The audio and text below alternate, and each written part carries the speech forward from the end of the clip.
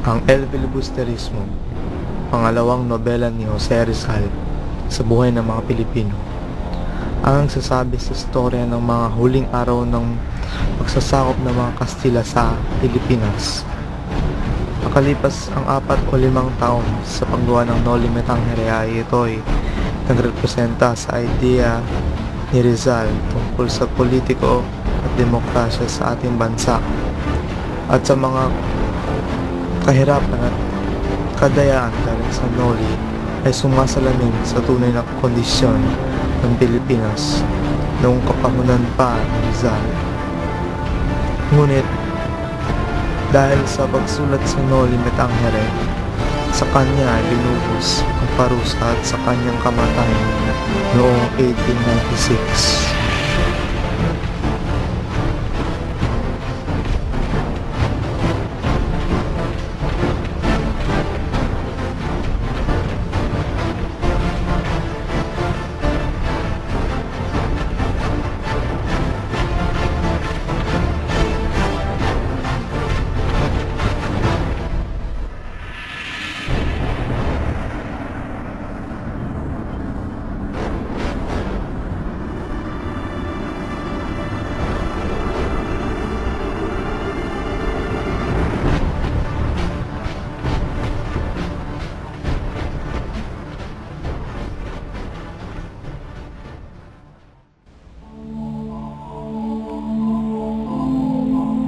Kalbaryo ni Rizal sa pagpapalimbag ng Noli, inulit sa pagpapalimbag ng Noli ulit sa El Fili.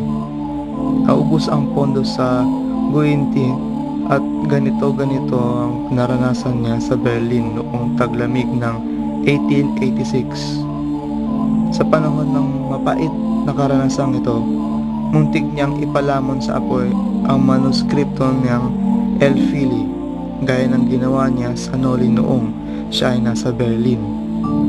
Ipinagpatuloy ni Rizal ang pagsulat ng El Fili, pero sa kanyang kalooban ay nais niyang ialay ito kay Gomez, Burgos at Zamora.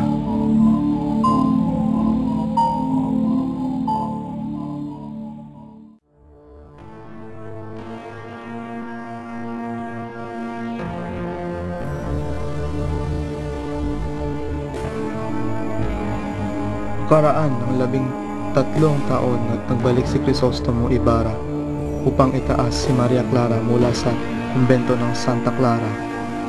Nagbalat kayo siya at nakilala bilang si Don Simon, isang mayamang alahero.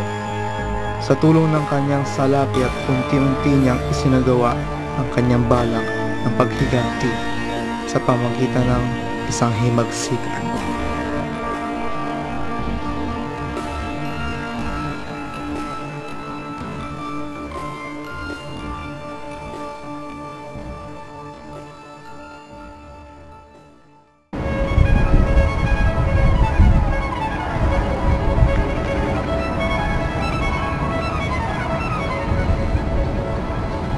Tutuloy ang aming binabalak sa paggawa ng wikang Kastilang Akademya, Basilio. Bakit mo natiyak, Aber? Dahil nagpagawa ng isang kastilyo si Padre Irene at nangako makikipagkita kay Kapitan Conrad. Handog ang mayamang si Macarani ang isang bahay. Hindi ko malaman kung bakit yung pinipilit ang pagsagawa ng Akademya ng mga Kastila. Ang kapanahunan namin, Latin na pinag-aaralan namin.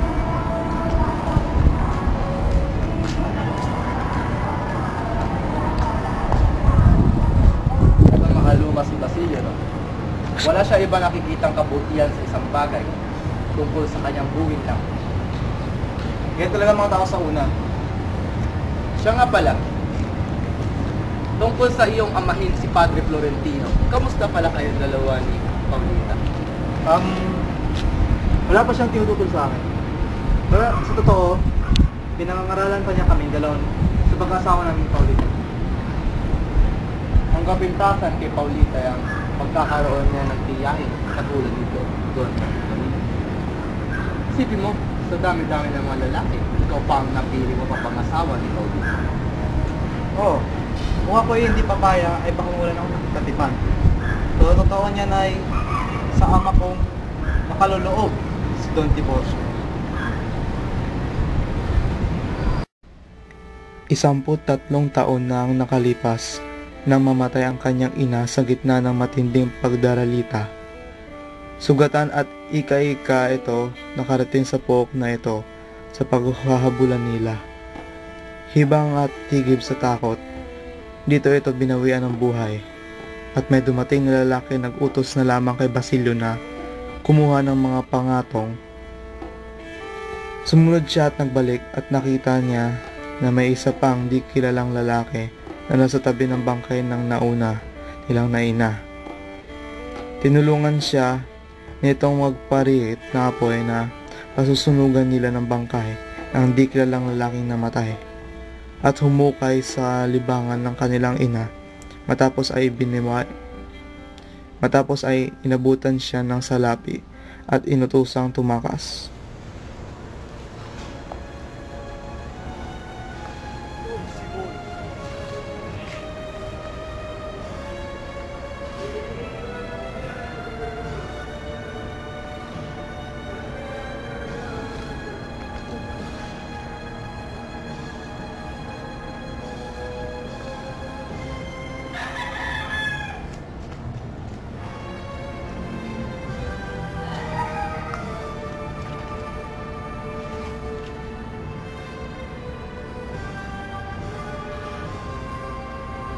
Sa ngayon ay nais ni Basilio balikan ang bangkay ng kanyang ina gitna ng kagubatan. At ngayon nakita ito isang hindi kilalang lalaki na kung naghuhukay sa bangkay ng kanyang ina.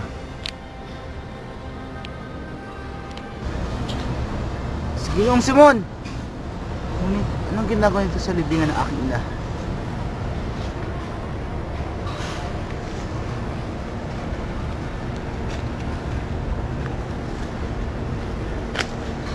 May tutulong ba ako sa inyo, Ginoong Simon? Ikaw? Anong ginagawa mo sa grupo na ito? Kung inyo pong magugunita sa mismong puok din ito'y tayo nagtagpo may 13 taon na ang nakakaraan. Kaya po ako naghandog sa akin ng isang kay Kiramay. At kung hindi ako nagkakamali, kayo si Crisostomo Ibarra. Si Ginoong Ibarra na sa pagkakaalam ng lahat ay patay na.